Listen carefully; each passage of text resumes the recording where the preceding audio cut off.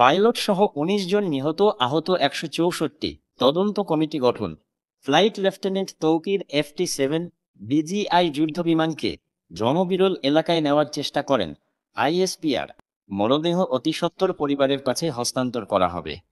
রাজধানীর দিয়াবাড়ি এলাকায় milestone school and college ক্যাম্পাসে বাংলাদেশ বিমান বাহিনীর প্রশিক্ষণ বিমান বিধ্বস্ত হয়ে হতাহতের ঘটনায় নিহতদের মধ্যে যাদের পরিচয় শনাক্ত করা যাবে তাদের মৃতদেহ অতি সত্বর পরিবারের কাছে হস্তান্তর করা হবে। যাদের পরিচয় তাৎক্ষণিকভাবে শনাক্ত করা যাবে না তাদের মৃতদেহ DNA পরীক্ষার মাধ্যমে শনাক্ত করে পরবর্তীতে পরিবারের কাছে হস্তান্তর করা হবে। জাতীয় বার্ন ইনস্টিটিউটে অন্তর্বর্তী সরকারের কয়েকজন উপদেষ্টা। উত্তরায় মাইলস্টোন স্কুল অ্যান্ড কলেজের ভবনে বিমান বাহিনীর প্রশিক্ষণ বিমান বিধ্বস্তের ঘটনায় আহতদের দেখতে জাতীয় বার্ন ও প্লাস্টিক সার্জারি ইনস্টিটিউটে গিয়েছিলেন অন্তর্বর্তী সরকারের কয়েকজন উপদেষ্টা। সেই সঙ্গে বিভিন্ন রাজনৈতিক দলের শীর্ষ নেতারাও ছিলেন। এতে হাসপাতালের সামনে ব্যাপক ভিড় তৈরি হয়েছে। আজ সোমবার বিকেলে এই হাসপাতালে যান বিএনপি মহাসচিব মির্জা ফখরুল ইসলাম আলমগীর ও